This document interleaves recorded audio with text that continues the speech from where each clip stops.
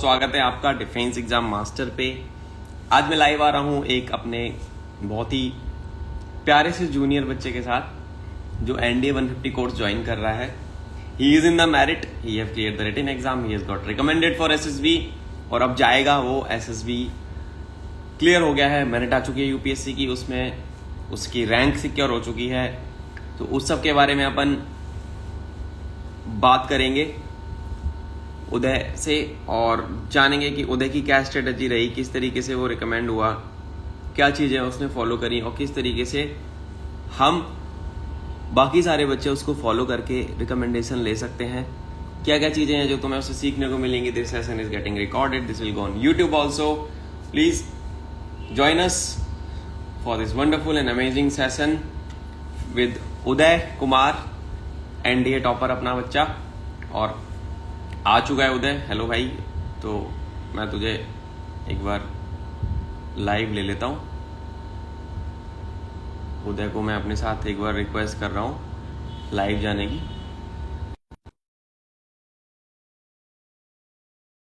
Uday will be live with us in a while. उसके बारे में हम बात कर रहे हैं, तो 1 मिनट का हार्डली टाइम लगेगा। ही विल बी कमिंग लाइव। तो जो बच्चे यहाँ पे सेशन में हैं उस सेशन को शेयर कर दो। And we are live with Uday. As you can see, Uday is there. Okay. As you can see, Uday is live with us. जिस बच्चे को एनडीए में इंटरेस्ट है, national defence academy Khadakwasla Pune, NDA Pune जो बच्चे जाना चाहते हैं वो बच्चे आज इस सेशन को ज्वाइन करें और उसके साथ साथ अपने उन सारे जूनियर्स के साथ, सीनियर के साथ शेयर करो। उदय, आई थिंक मैं देख नहीं पा रहा हूँ तुझे। हेलो हाँ हाँ हेलो उदय, हेलो। मैं देख नहीं पा रहा हूँ भाई, आवाज आ रही है। आवाज जस्ट मिनट। हाँ, तेरा ना क्या, अब आ रहा है क्या? नहीं क्या, मैं देख नहीं पा रहा। कैमरा बंद है क्या तेरा? अभी अभी वाह, हाँ, बढ़िया बढ़िया बढ़िया। बढ़िया। हाँ, थोड़ा सा ना पीछे पीछे कर ले कैमरे को, मतलब आराम से एकदम कंफर्टेबली बैठ जा। कोई दिक्कत वाली बात नहीं है यार। अभी जनरल कन्वर्सेशन यार, इंटरव्यू नहीं ले रहा हूँ मैं तेरा। भाई भाई वाली हाँ, बात है। ठीक है ठीक बहुत इंटरव्यूज तो दे चुका है, मैं सब देख चुका हूँ। है ठीक ठीक है। है, तो यार जैसे कि मैं करने बहुत दिन से मैंने तेरे को बोला था कि आएंगे अपन लाइव एंड तेरे से बातचीत करेंगे, है ना। तो मिले थे अपन, काफी महीने पहले मिले थे when we I was there. तो मुझे एक बात बता, like this is just a elder brother asking a younger brother how are you feeling now. अभी तेरे को कैसा लग रहा है? मतलब बढ़िया सब लग कुछ रहा है। सब कुछ हो चुका है एकदम, तू सेट है तेरा आगे का, मतलब लाइफ इज बेसिकली सॉर्टेड, है ना। एंड इतनी कम एज में, सॉर्टेड तो है। इतनी कम एज में इतनी सारी चीजें हासिल करना मतलब एक बहुत बड़ी बात होती है यार। उसके लिए I am really happy for you भाई। और छोटा थैंक ही यू है, सो मच। ज्यादा एज भी नहीं है, 17-18 साल का बच्चा है। और उसने अपना आगे का करियर सॉर्ट कर लिया है पूरा का पूरा, बीइंग इन डिफेंस। तो he will be joining ND as an air force cadet. And तेरी रैंक क्या आई है मेरिट में, एक बार ये सारे बच्चों को बता दे। मेरी रैंक आई है 483। ओके, तो एग्जाम के बारे में थोड़ा सा बात करेंगे, थोड़ा सा तेरी जर्नी के बारे में, पर्टिकुलरली तेरे बारे में बात करेंगे। एग्जाम तो सब पढ़ा ही रहे एग्जाम के बारे में और बाकी सब। अच्छा मुझे एक चीज बता कि ये जो देखो एनडीए वाला कीड़ा लगा था, ये कहाँ से लगा? मतलब कैसे कैसे आया दिमाग में कि सर एनडीए ही करना है यार, लाइफ में करना है तो यही करना है। तो जम्मू से है, ठीक है ना, कठुआ ठीक से है। है ना, जैसा है। तो हाँ, वहां पे एक माहौल है ही, ऑब्वियसली वहां पे एक माहौल है, वहां पे फोर्सेस रहती हैं। क्या वो एक रीजन था भाई जो कि तेरे को मोटिवेट कर गया, या कुछ और तेरा पर्सनल रीजन था? क्या रहा कारण? जैसे आपने अभी बोला कि माहौल ऐसा है, तो वो तो एक मोटिवेटिंग फैक्टर हमेशा से रहता है। हाँ। और मेरी लाइफ में मेरी जो मोटिवेशन, अगर मैं देखूं, तो मेरी फैमिली भी रही है, मेरे फादर रहे हैं। हम्म। बिकॉज उन्होंने जो अपनी लाइफ में हार्डशिप्स फेस करी हैं, तो हम्म। उनके उन हार्डशिप्स के होते हुए भी उन्होंने बहुत ही मैं कह रहा हूँ, हमें एक बहुत ही बढ़िया लाइफ प्रोवाइड करी है। तो वो मेरे लिए हमेशा एक मोटिवेशन रहे कि हाँ, अगर उन्होंने हमारे लिए कुछ करा है तो हमें भी एज ए रिटर्न उन्हें कुछ देना चाहिए। और हमारे पूरे ऐसे गांव से कह सकता हूँ या पूरे एरिया से कह सकता हूँ, तो कोई भी डिफेंस में एज एन ऑफिसर नहीं था। तो जब मुझे एनडीए के बारे में पता चला, तो मैंने सोचा कि एक बड़ी अपॉर्चुनिटी है, इसे करना चाहिए। और फिर मैंने जुड़ गया इसके साथ और अभी हो गया। बढ़िया बढ़िया। तो मैं थोड़ा सा उदय के बैकग्राउंड के बारे में अगर बताऊं, उदय के पापा आई थिंक बीएसएफ में है, राइट? नहीं नहीं, अभी सीआरपीएफ में है। सीआरपीएफ में, सॉरी, तो मेरे से मिस हो गया। उदय के पापा अंकल जो है वो अभी सर्विंग है और वो सीआरपीएफ में है, सेंट्रल आर्म पुलिस फोर्सेस का हिस्सा है। कहीं ना कहीं थोड़ा सा माहौल वो फौज से टच में, सीएपीएफ होती है तो उसको वो मिला। एंड यार एक छोटी सी एज में ना इतने छोटे बच्चे से ये सारी चीजें ना, सेंस ऑफ रिस्पॉन्सिबिलिटी, मैंने बहुत I am very glad to have a conversation with you. इतना छोटा बच्चा इतनी समझदारी वाली बात कैसे कर रहा है। यहाँ पे मेरे पास बच्चे हैं जो 24 साल के हो चुके हैं, उनको ये नहीं पता पेपर कैसे पास करने हैं। यार कहाँ से लाता है इतना दिमाग? मतलब कैसे हुआ ये इनहेरेंट था तेरे अंदर, या तूने घर पे देख के सीखा, या ये सेंस ऑफ रिस्पॉन्सिबिलिटी तेरी यार खुद ही डेवलप हो गई? मुझे पता, एक भाई भाई भाई वाली बात है, कैसे रहा तेरा, मतलब ये एटीट्यूड तेरा आया कैसे होता है? जी देखो, ऐसा है कि सेंस ऑफ रिस्पॉन्सिबिलिटी की बात करें तो जो भी आप अपनी लाइफ में छोटी छोटी रिस्पॉन्सिबिलिटीज लेते हो, छोटे छोटे काम करते हो, हम्म। फिर चाहे बाजार जाना हो, कुछ भी हो, तो वहीं से आपकी सेंस ऑफ रिस्पॉन्सिबिलिटी बननी तैयार हो जाती है। अगर मान लो किसी ने आपको कुछ काम दिया और आपने बोल दिया कि हाँ मैं कर दूंगा, तो आपकी वो जिम्मेदारी बनती है, आपकी रिस्पॉन्सिबिलिटी बनती है कि अगर मैंने उसे जुबान दी है, मैंने बोला है, तो मुझे वो करना ही करना है। तो इन छोटी छोटी बातों से ही आपकी सेंस ऑफ रिस्पॉन्सिबिलिटी बनती है और आपका कैरेक्टर बिल्ड होता है। तो बस इन्हीं छोटी छोटी बातों के ऊपर अपना फोकस रखो और आपके अंदर फिर चाहे सेंस ऑफ रिस्पॉन्सिबिलिटी हो, कोई भी क्वालिटी हो, वो धीरे धीरे बनना शुरू हो जाती है। ओके। सबसे पहले किसी बच्चे ने ना यहाँ पे कमेंट भी किया था कि आपके रिटन में नंबर कितने आए थे, तो उस बारे में थोड़ा सा बात करते हैं। फिर रिटन में मार्क्स कितने आए, और फिर रिटर्न इसको में मेरे रिटर्न में आए हैं मेरे 332 आए थे। मैं टू। एक्सपेक्ट तो 350 के राउंड कर रहा था, बट 332 आए हैं। ओके। सबसे बढ़िया देखो क्या लगा, मतलब जब तू तैयारी कर रहा था, मैथ का पेपर होता है, जीएटी का पेपर होता है, मैथ 300 हम्म 600 का जीएटी, तो दोनों पेपर में तेरा फेवरेट सब्जेक्ट क्या, मतलब तेरा फेवरेट पेपर कौन सा था, सब्जेक्ट कौन सा था सबसे बढ़िया? मेरा बढ़िया गया जीएटी में से इंग्लिश। इंग्लिश बहुत बढ़िया गया। 200 मार्क्स पूरे अंदर। हाँ, हाँ पूरे तो नहीं आए, बट बहुत ही बढ़िया गया था। ऐसे जो चीजें ऐसे समझ नहीं आती थी, तो ऐसे पढ़ के गया था पूरा, तो ऐसे लग रहा था कि हाँ ये तो आसान है, ये तो मैं कर चुका हूँ, तो बिल्कुल ऐसे स्मूथ गया था मेरा जीएटी। ज्यादा दिक्कत नहीं आई थी। इंग्लिश पे ज्यादा ध्यान देना चाहिए मतलब बच्चों को, तेरा ये कहना है? हम्म। हाँ 50 में से इंग्लिश में जो 50 में से मैंने 40 के आसपास तो कर ही दिए थे, 30 40 के आसपास।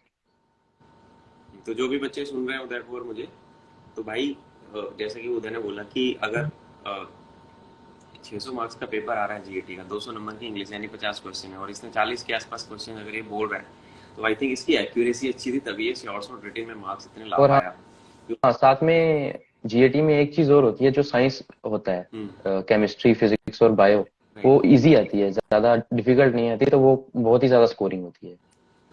थोड़ा सा ना पीछे हो जा, तेरा ना आधा फेस ना कट जा रहा है, आराम से थोड़ा सा इसको अब कैमरे सही थोड़ा है। सा कर लो। हाँ अभी ठीक है। तो जैसे कि उदय ने बोला कि यार क्या कहते हैं, साइंस पे भी ध्यान देना है, तो साइंस तो तेरा बैकग्राउंड तो साइंस का ही रहा है ना? पीसीएम में हाँ तो कोई दिक्कत है नहीं।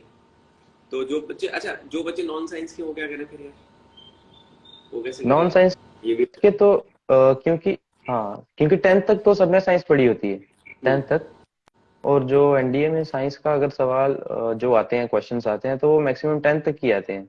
11th okay. 12th का बहुत ही माइनर सा पार्ट होता है उसमें, तो आराम से हो जाती है साइंस, उसमें कोई दिक्कत नहीं है। अगर 10th तक आपने करा है तो बिल्कुल आसान रहता है।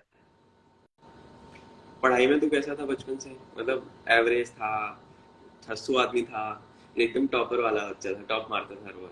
कैसा था तेरा पढ़ाई का करियर, ए, 10 12 में? मैं टॉपर ही था। टॉपर था? कितने नंबर आए 10 में? 10th में मेरे आए थे 95.2, ऐसे 95.2% थे। ओके। और 12 में? 12th में 96%। तो भाई साहब ये है पढ़ने वाला बच्चा।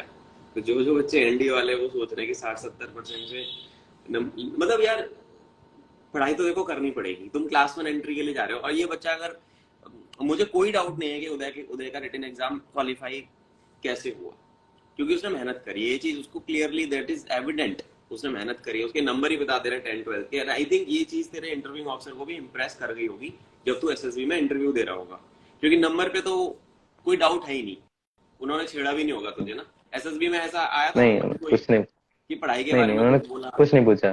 कुछ नहीं पूछा ना? सबसे ज्यादा किस चीज के बारे में पूछा इंटरव्यू में तेरे से एसएसबी में?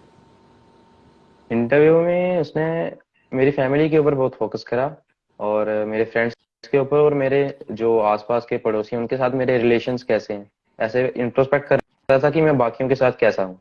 मेरे बारे में उसने इतना नहीं पूछा, लेकिन बाकियों के साथ मेरे रिलेशंस कहते हैं, इसके ऊपर उसने बहुत ज्यादा फोकस करा था। सोशल अडेप्टेबिलिटी बोला जाता है उसको। सोशल अडेप्टेबिलिटी कैसी है?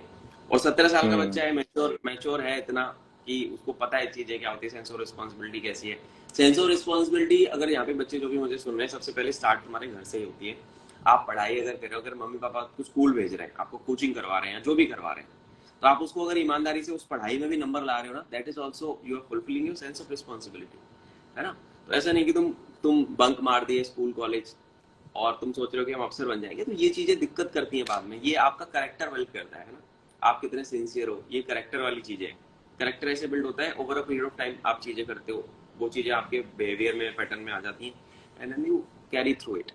अच्छा, अब एक सवाल मैं ये पूछना चाहूंगा, तेरी पढ़ाई में तो तू अच्छा था, क्या तू एक्स्ट्रा करिकुलर में भी इन्वॉल्व रहता था स्कूल में? मतलब कुछ ऐसा करता था, एक्स्ट्रा करता था जो एसएसबी में जाके इम्प्रेशन मैनेजमेंट में मदद करे, या केवल पढ़ाई में ही लगे रहते थे नहीं, 96 में? मैं जिस स्कूल में था वहां पे तो ऐसा था कि एक्स्ट्रा करिकुलर एक्टिविटीज के नाम पे कुछ नहीं था, बिल्कुल जीरो। ना कोई स्पोर्ट्स है, ना कोई गेम्स, कुछ नहीं है। तो बस जो ऐसे हाउसेस वगैरह होते हैं, जो टैगोर हाउसेस वगैरह होते हैं, तो मैं उसमें था। तो हम्म। उसमें मैंने फोकस करा था, तो उसमें मुझे 2 मेडल्स भी मिले थे, तो बस वही था मेरा फोकस। किस चीज में मिले थे?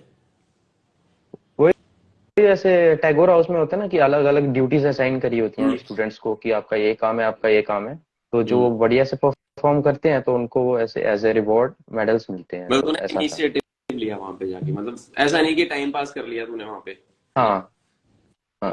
वहां पे भी तूने मतलब क्या सीखने को मिला? अच्छा मुझे भाई एक बात बता, उसमें से तुझे क्या सीखने को मिला? जैसे हमारे स्कूल में भी गांधी हाउस हो गया, नेहरू हाउस हो गया, हमारे स्कूल में भी हुआ करता था। अगर मैं 2008-9-10 हम्म। की बात, हमारे स्कूल अलग अलग कलर की टी शर्ट्स होती हैं, इस हाउस की ग्रीन है, इस हाउस की येलो है, ऐसे होता है ना कुछ कुछ। वो हाँ थोड़ा सा यूनिटी टाइप दिखाने के लिए बनाते हाँ। हैं। बट जब वो उस जिम्मेदारी के अंदर तू गया, मतलब थोड़ा सा आउट ऑफ द टर्न सवाल है, बट ये रिलीवेंट है बच्चों के लिए, क्योंकि बच्चे बहुत सारे बोलते हैं सर हमारे पास तो एक्स्ट्रा करिकुलर कुछ था ही नहीं, हमने तो कुछ किया ही नहीं है पढ़ाई के अलावा। पर आप कुछ छोटा सा भी अगर कर रहे हो ना 16-17 साल की एज में, तो आप उसको रिलीवेंसी के साथ वहां पे दिखाओ कि मैंने किया है। अगर आपकी टाइम और एनर्जी जा रही है, तो वहां से तूने क्या सीखा? जब तू हाउस एक्टिविटीज मैनेज करता था स्कूल वाली, क्या सीखा तूने उससे? वहां से सबसे पहली चीज जो मैंने सीखी वो थी सोशल अडेप्टेबिलिटी, क्योंकि वहां पे बहुत से डिफरेंट डिफरेंट स्टूडेंट्स होते हैं, अलग अलग पर्सनैलिटी, उनको कंट्रोल करना होता है। हम्म। कहीं कोई लड़ाई तो नहीं कर रहा है जाके, हम्म। कोई ऐसे डिसिप्लिन तो ब्रेक नहीं कर रहा, तो एकदम उनको ऐसे प्रॉपर डिसिप्लिन में रखना है, ताकि कोई भी ऐसे झगड़ा ना हो, हम्म। और साथ में एक प्रॉपर प्रॉपर डेकोरम मेंटेन हो सके स्कूल का। हम्म। तो वो एक बहुत बढ़िया चीज थी जो मैंने सीखी, कि सोशल अडेप्टेबिलिटी, कि कैसे हमें उनके साथ बातचीत करनी है और कैसे समझाना है। राइट। वो एक बहुत बढ़िया चीज थी। ओके। अब यहाँ पे एक बच्चों का सवाल आ रहा है, तो थोड़ा सा मैं उनमें इनमें नजर मारी, तो एक बच्चा बोल रहा है, तेरा दोस्त तो भाई कमेंट कर रहा है, देख यहाँ पे एक, तेरा दोस्त बोल रहा है बेटा फेमस हो गया। अबे फेमस होने वाला काम ही क्या है उसने? तुम भी मेहनत करो, तुम भी पेपर पास इसका करो। भी एनडीए निकला है। इसका भी एनडीए निकला है। इसका लिंक आई थिंक मयंक है, मयंक। मयंक का, ये हाँ तेरे मैं। बैच ही है, ही इज ऑल्सो हाँ गोइंग विद यू हाँ 150। हाँ। इसका भी करता वन हूँ फिफ्टी का। किसी दिन, इसको भी किसी दिन बुलाते हैं लाइव में, ठीक है भाई? कोई बात नहीं, इंटरव्यू तुम कर रहे हो, पर let me give you warning also, जो तुम्हारी रगड़ा पट्टी होने वाली है, भाई संभाल लेना थोड़ा सा, हाँ ठीक है ना? वो तो होगी। तो being a senior I can tell you that thing, जितना तुम बेटा मजे ले रहे हो ना, उतना वहां पे हिसाब किताब सब लिया जाएगा। तो please be mentally prepared for that thing also. Physically अपने आप को सेफ में रखो, कोई दिक्कत नहीं, पार्ट ऑफ लाइफ है, मजा आने वाला है अकेडमी में जाने के बाद, तो बस उसको एंजॉय करना उस फेज को भी। अच्छा यार, रिटन तो तू पास कर लिया, ठीक है। अब एक सवाल मेरे दिमाग में आता है कि ये पेपर है टफ कंपेरेटिवली, मैं जब हाँ एनडीए था तो मुझे लगता था टफ, भाई सिंपल सी बात ये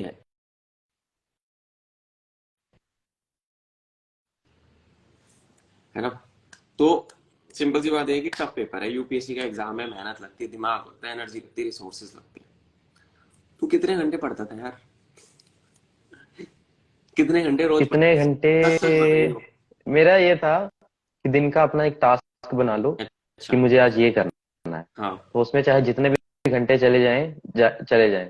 तो मैंने कभी नोट नहीं करा कि कितने घंटे पढ़ाई हो रही है नहीं हो रही। हम्म। बट ये था कि 3-4 घंटे की तो क्लासेस होती थी। हम्म। क्लासेस के अलावा जो अपना पर्सनल पेन कॉपी लेके जो क्वेश्चन सॉल्व करने हैं, जो पर्सनल टाइम है पढ़ाई का, राइट।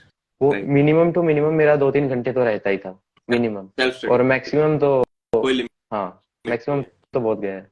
हाँ, कोई लिमिट नहीं है। जब आपको अपना एक टास्क अपने आपको देना है कि मुझे आज ये टारगेट अचीव करना है, तो उसके ऊपर लग जाओ उसको अचीव करने के लिए बिल्कुल डेली। बिल्कुल। इस बात पे तो मैं एग्री करूंगा, देख तेरी वाली पे ना, उदय की बात पे यार बच्चों मैं यहाँ पे एग्री करना चाहूंगा, बिकॉज मैं भी जब बच्चों को पढ़ाता हूँ, तू जानता है कि सीरीज वगैरह की तैयारी मैं कराता ही हूँ बच्चों को ना, और एनडीए के बच्चों को पढ़ा रहा हूँ अभी तो। हम्म। तो मैं भी इनको यही बोलता हूँ कि टास्क बनाओ, मतलब प्रोडक्टिविटी काउंट करो, घंटे काउंट मत करो पढ़ाई में कि आज मैं 4 घंटे पढ़ा, हम्म। 5 घंटे पढ़ा। आपने मान लो मैथ का एक पर्टिकुलर टॉपिक ले लिया, तो आपने ये डिसाइड करना है कि मुझे आज इसके 50 सवाल करने हैं। या आज मैंने अगर केमिस्ट्री में एसिड बेसिस एंड सॉल्ट्स उठाया है, तो आज मैं इस चैप्टर को खत्म करके जितने भी दुनिया जान में क्वेश्चन है सारे खत्म कर लूंगा। तो ये प्रोडक्टिविटी काउंट हो गई आपकी। आपने क्या किया, आपने जो है घंटे घंटाखोरी नहीं करी। आपको किसी को दिखाना थोड़ी है, क्योंकि जब तक रिजल्ट नहीं आएगा कोई फायदा नहीं है। घंटे की स्टडी काउंट नहीं हम्म। हो रही, ultimate objective is to clear the exam. तो ये बहुत सही अप्रोच थी, दैट वाज गुड वन। अच्छा, अब आते हैं तेरा रिटन एग्जाम, तूने बढ़िया तरीके से क्वालिफाई कर दिया। फिर तू एसएसबी के लिए कहाँ पे गया, और एसएसबी जाने से पहले क्या तूने कहीं पे गाइडेंस वगैरह कुछ लिया था, या फिर you just went like that blank एकदम? कैसा रहा तेरा हाँ, तरीका? एसएसबी के लिए मैंने बाहर तो नहीं गया था, लेकिन एसएसबी के लिए मुझे कुछ नहीं पता था, तो मैंने ऑनलाइन गाइडेंस ली थी। एक सर है फोर्स के, रिटायर है वो, तो उनसे मैंने ऑनलाइन गाइडेंस ली। तो उन्होंने 1 मंथ का उनका कोर्स था, तो बहुत ही बढ़िया तरीके से उन्होंने करवाया। और जिससे मुझे बहुत ही ज्यादा अपना बेनिफिट हुआ कम्युनिकेशन स्किल्स में। ओके। मेरा जो कम्युनिकेशन स्किल में जो फेयर होता था कि फेयर ऑफ स्पीकिंग, वो थोड़ा गायब हो गया, और कॉन्फिडेंटली मैं अपने पॉइंट्स रख पाता था। तो वो बहुत ही बढ़िया बात थी मेरे लिए। और एसएसबी फिर धीरे धीरे मैंने क्या करा, जो टेलीग्राम पे बहुत ही बेनिफिशियल रिसोर्सेस अवेलेबल हैं, जैसे कि बहुत से ग्रुप्स हैं जिनमें हाँ आप हाँ। प्रैक्टिस कर सकते हो बहुत ही एस्पिरेंट्स के साथ। तो वो मैं दिन में 1 या 2 सेशंस करता था डेली, जिससे मुझे जीडी में बहुत हेल्प मिली। मतलब तू लगा ही रहा कहीं ना कहीं, तुझे शांति नहीं हाँ, थी। अच्छा, यहाँ पे तूने एक चीज की शांति बात नहीं करी कि तूने थी। एयरफोर्स वाले सर से तैयारी करी है। यहाँ पे यार देख, गुरु का रोल बहुत अहम होता है भाई।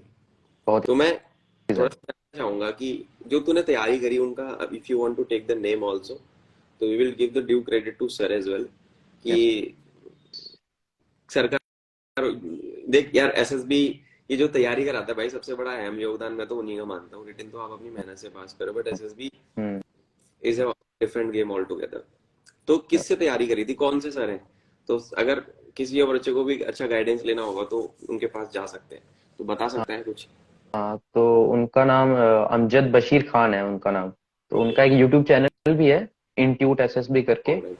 तो अभी वो किसी कंपनी में पोस्टेड है एज ए मैनेजर। तो एज ए पार्ट टाइम उन्होंने मुझे एसएसबी का गाइडेंस दिया था, wow as a part great. Time job. तो वो कहते थे कि मेरा टीचिंग जो है एक शौक है, मेरा एक हॉबी है। तो हाँ। इसलिए वो उन्होंने करा। और एक चीज जो बहुत बढ़िया थी कि आपको मान लो कोई भी डाउट आ रहा है, तो आप उनको कभी भी कॉल करके कांटेक्ट कर सकते हो, अपने डाउट क्लियर कर सकते हो। तो वो बहुत ही बढ़िया बात थी उनके लिए। तो इंस्टीट्यूट एसएसबी करके उनका चैनल है यूट्यूब पे, अगर आप देखना चाहो तो देख सकते हो। बहुत ही बढ़िया वहाँ पे इफेक्टिव रिसोर्सेस हैं। बिल्कुल बिल्कुल खान साहब, बहुत बहुत बधाई हो आपको, आपके बच्चे ने एक एक माइलस्टोन वो कर दिया है। ये लिंक भेजना प्लीज सर को, ठीक है, और मेरा रिगार्ड्स देना उनको। और ठीक है। मैंने इंट्यूट वाला तेरा वीडियो देखा था, उस पर अराउंड 900 के आसपास व्यूज भी हैं, सर ने डाला हुआ है, इंटरव्यू तेरा लिया हाँ। है ना? तो होपफुली सर को भी कोशिश करेंगे किसी दिन लाइव सेशन करने की उनके साथ। तो फॉलो कर लेना यार सर को भी, जो उदय ने बताया इंस्टीट्यूट वाला पे एसएसबी वाला जो चैनल है, काफी हेल्पफुल चीजें वहां से आपको मिल जाएंगी। अब आगे मैं चलता हूँ थोड़ा सा ना, ये बता कि एसएसबी गया तू, साइकोलॉजी टेस्ट होती है, जीटे होता है, इंटरव्यू के बारे में तो हमने थोड़ा थोड़ा, ज्यादा नहीं घुसूंगा उसमें यार, फिर वही है, तू सब जगह ऑलरेडी परेशान हो चुका होगा बता बता के, already things are there on internet. ठीक है, हम वो बातें करने वाले हैं जो किसी से नहीं करी हुई। तो मुझे एक बात बता, एसएसबी में सबसे ज्यादा मजा तुझे किसमें आया? साइकोलॉजी में आया, जीटीओ में आया? इंटरव्यू में तो भाई डेफिनेटली नहीं आया होगा, तो परेशानी हो गया होगा। सबसे ज्यादा मजेदार पार्ट क्या था तेरे एसएसबी के दौरान, ये बता। एसएसबी का मेरा सबसे मजेदार पार्ट ही इंटरव्यू था। अच्छा। इंटरव्यू बहुत ही बढ़िया गया था, बहुत एकदम स्मूथली गया था मेरा। अच्छा। ऐसे टू द पॉइंट आंसर दे रहा था। जब मान लो कोई क्वेश्चंस का आंसर नहीं पता है तो सीधा बोल दो कि मुझे नहीं पता है, मैं आपको बाद में बता सकता हूँ, I will let you know. तो ज्यादा कुछ उसमें दिक्कत नहीं हुई, बिल्कुल बढ़िया से इंटरव्यू गया मेरा। In fact it was the best part of my interview, of the complete SSB process. Okay. अब इसमें मेरे दिमाग में एक सवाल आया, जैसे तूने बात छेड़ दी, तो कि अगर आपको सवाल नहीं आता तो आप अपने आईओ को बोलते हो कि sir, sorry sir, I don't know this, I will definitely check it up and get back to you later. ऐसे करते हैं अपन। मैं भी ऐसे करता यस। था। तो जब हम get back to you later बोलते हैं, तो क्या तूने कॉन्फ्रेंस में उन सवालों के आंसर फाइंड आउट करके उनको बताए या नहीं बताए? हाँ, मैंने फिर जब इंटरव्यू हो गया तो शाम को जो वहाँ पे कंप्यूटर्स होते हैं वहाँ पे जाके वाईफाई कंप्यूटर्स के ऊपर सर्च करो, अपना उन क्वेश्चंस के आंसर फाइंड करो। और फिर हम्म। कॉन्फ्रेंस में अगर आपको फिर से उन क्वेश्चंस को डील करना पड़े तो ताकि आप उन क्वेश्चंस को आंसर कर पाओ, इसलिए आपको उन क्वेश्चंस के आंसर पहले से देख के जाना होता है। बट मुझसे वो क्वेश्चन फिर से पूछे नहीं गए कॉन्फ्रेंस में। इनफैक्ट मेरी कॉन्फ्रेंस खींच के 1 या 2 मिनट ही चली थी, ज्यादा कुछ उन्होंने पूछा ही नहीं था, सिर्फ हॉबीज वगैरह पूछे और बस भेज दिया। क्लियर कट रिकमेंडेशन था अपने। तेरे बच्चे कितने बच्चे रिकमेंड हुए थे? मेरे बैच से मैं ही हुआ था, और कोई अकेला? नहीं मैं। और रिपोर्टिंग कितने की थी? हाँ, रिपोर्टिंग तो 188 थी, और स्क्रीनड इन हुए थे 80 और रिकमेंड हुए थे टोटल 13। ओके। और तेरे बैच से तू था केवल? हाँ, अब कितने लोगों की टोली बना ली है तुमने जो साथ में जाने वाले हो 150 में? मतलब बहुत बहुत सारे ही बंदे ज्यादा कनेक्ट हो है। गए? अच्छा। हाँ, बहुत है बहुत है। कोई सब साथ गांधीनगर में? का है, कोई कहीं का है। कोई कश्मीर से? नॉर्थ ईस्ट का है। तेरे स्टेट कश्मीर से कितने बच्चे मिल गए? कश्मीर से तो अभी 1-2 मिले हैं। एक एक तो वो है, क्या नाम है उसका, AIR-47 करके है कोई उधमपुर से, और एक और है वो मेरी क्लासमेट ही है। तो रिकमेंडेशन से पहले तो हमें पता भी नहीं था एक दूसरे के बारे में, तो बाद में पता चला था जब रिकमेंड हो गए थे कि वो क्लासमेट है। अच्छा, तेरे स्कूल से तेरे से फीमेल कैंडिडेट ऑल्सो जो वो जा रही है हाँ, साथ? कॉलेज से। ओके। बढ़िया बढ़िया, हम्म। बहुत बढ़िया यार। तो अब मतलब तुम अपनी टोली बना चुके हो जो साथ में रगड़े जाओगे एनडीए में। तो सही है हम्म। भाई। We sink and sail together. वही है फौज का हिसाब तो अपना। That is nice nice. तो एसएसबी हो गया। अब एसएसबी से आप आते हो, माहौल तो सब जगह मतलब everyone is happy around you, है ना? तो किस तरीके से रहा, मतलब एक वो माहौल होता है ना कि लोगों का परसेप्शन चेंज हो जाता है आदमी के प्रति। ये तूने फील किया होगा। पहले हाँ, कहते ना, घर हो जाता का है। घर घर का ना घाट का, धोबी का कुत्ता घर का ना घाट का वाला हिसाब होता है। घर वाले तुम्हें लेते हैं हल्के में जब तक तुमको जीवन में बड़ा नहीं उखाड़ देते। मम्मी पापा भी बोले चल ठीक है। आई थिंक यहाँ पे अंकल आंटी का सपोर्ट डेफिनेटली था तुझे। उन्होंने तेरे को सपोर्ट किया है यहाँ तक, जैसे कि हमारा शुरुआत से कन्वर्सेशन रहा है। पर मुझे एक चीज बता, जैसे ये इन बच्चों को भी समझ में आएगी भाई ये बात, कि लोगों का परसेप्शन और नजरिया कैसे आपके प्रति चेंज होता है जब आप कामयाब हो जाते हो, या आप लाइफ में कुछ भी। मैं ये नहीं बोलूंगा कि उदय बहुत बड़ा आदमी बन गया। उदय बस एक फेज, उदय उदय ने बस इतनी सी एज में इतना कर दिया कि वो आगे वाले करियर के लिए सेटल हो गया। He is going to be a classroom gazetted officer 4 year down the line. उसको पता था कि मुझे 17 साल की एज में this is the thing I want to do, and मैंने कर ली। उसके लिए उसने 1 साल रगड़ा अपने आप को, 1 1.5 साल। ऐसा नहीं कि ओवरनाइट हो गया। तो लोगों का परसेप्शन चेंज होते हुए तूने देखा होगा, घर पे माहौल में, घर के माहौल में, सोसाइटी में, रिश्तेदारों में, दोस्तों में। उस जर्नी के हम्म। बारे में थोड़ा सा बता कि पहले क्या सोचते थे, बाद में क्या तेरे बारे में सोचने लगे? पेरेंट्स का सपोर्ट तो शुरू से ही था, पेरेंट्स को फुल बिलीव था। खास करके मेरी मम्मी की बात करें तो जब भी कभी ऐसे थोड़ा डिमोरलाइज हो जाता था कभी कि अरे होगा नहीं होगा क्या होगा, तो मम्मी का फुल सपोर्ट था कि मेहनत कर, हो जाएगा तेरा। तो वो काफी मोटिवेटिंग फैक्टर था। और अगर अपनी सराउंडिंग्स की बात करी जाए, रिश्तेदार हो गए, पड़ोसी हो गए, दोस्त वगैरह हो गए, हम्म। तो बहुत से लोग ऐसे थे जो पहले पूछते भी नहीं थे कि कौन है कौन नहीं। अभी वो पूछते हैं। तो परसेप्शन तो चेंज होता ही होता है जब आप कुछ उखाड़ लेते हो, कुछ कर लेते हो, तो लोगों का नजरिया आपके प्रति डिफरेंट हो जाता है, चेंज हो जाता है। ये तो नेचुरल है। अब एक बात बता, दिल को सुकून मिलता है लोगों को चला के? ये सच सच बताइए, देख ये नहीं भाई बहन नहीं। वाली बात है, मिलता है कि नहीं मिलता? हाँ, थोड़ा थोड़ा मिलता है। नहीं, तो जलाने वाली बात नहीं है, वो भी कर सकते हैं। हाँ, मतलब अब अपन चौड़ में चलते हैं, मतलब यार अब हमने कुछ किया है, मतलब we are looking at the हाँ, पॉजिटिव साइड ऑफ इट, है ना? लोग आपको हल्के में लेंगे, मतलब ये this is how the life works ना। लोग आपको हल्के में लेंगे, आप पेपर पास नहीं कर पा रहे हो, आपके लाइफ में डाउन फेज, जैसे उधर ने बोला कि मेरी मम्मी का बहुत ज्यादा सपोर्ट था, पेरेंट्स का डेफिनेटली यार। जब मैं तैयारी करता था, मैं एसएसबी जाता था, मुझे आज भी याद है, मैं घर आता था, पैसे नहीं होते थे, मम्मी पैसे दे देती थी चुपचाप से, पापा पैसे ही नहीं देते थे। एक एसएसबी का खर्चा 5-6 हजार रुपए का होता है, मम्मी चुपचाप से 2-3 हजार रुपए साइड से डाल देती थी बैग के अंदर की, इन केस जरूरत पड़े तो निकाल लेना यहाँ से, ठीक है? तो वो पेरेंट्स का बहुत बड़ा अहम योगदान रहता है, और हम लोग मेहनत भी उन्हीं के लिए करते हैं एंड में ना। एंड में रैंक कौन लगाने वाले हैं? माँ बाप डेफिनेटली। माँ बाप भी लगाएंगे भाई। तो एंड में हम उन्हीं के लिए मेहनत करते हैं, और ये चीजें आपको, ये उधर से सीखनी चाहिए। और मैं ज्यादा लंबा इसको नहीं खींचना चाहता, मैं बस एक तेरे से लास्ट सवाल ये पूछूंगा कि यार अभी तो कितने साल का है, एग्जैक्ट एज क्या हो रही है तेरी? अभी एग्जैक्टली 18। तो तेरा पहला अटेम्प्ट था? हाँ, एसएसबी का पहला टाइम था। एनडीए का भी पहली बार में क्लियर किया, और एसएसबी भी पहली बार में क्लियर कर लिया, हम्म। है ना? तो वो बच्चे जो तेरी एज के हैं, अब तू 18 साल का है, ठीक है, जो 16, 17, 18, और जो एंड लड़के या लड़कियां जो अभी 11th में हैं, 12th में हैं, जो जाएंगे अभी, तैयारी करेंगे, स्टार्ट करेंगे या सोच रहे हैं, 10th 11th 12th के बच्चे, उनको एक ऐसा मैसेज तू क्या देना चाहता है कि अगर वो बीइंग अ सीनियर, क्योंकि कल को तू उनका ये लोग जाएंगे तो तेरे जूनियर ही बनने वाले हैं आने के बाद एकेडमी में। You might be in the third term, तो कोई बच्चा आज ये सेशन देख रहा होगा, फिर वो तुम्हारे अंडर कमांड में आ जाएगा फर्स्ट टर्म में, तो वो तुम्हारा जूनियर हो गया, वो रगड़ा पट्टी कर रहे होगे हम्म। तुम, तो उनको तुम क्या मैसेज देना चाहता है कि किस तरीके से अपने गोल्स को अगर कोई अचीव करना चाहता है यंग एज में, तो what would be your message to them?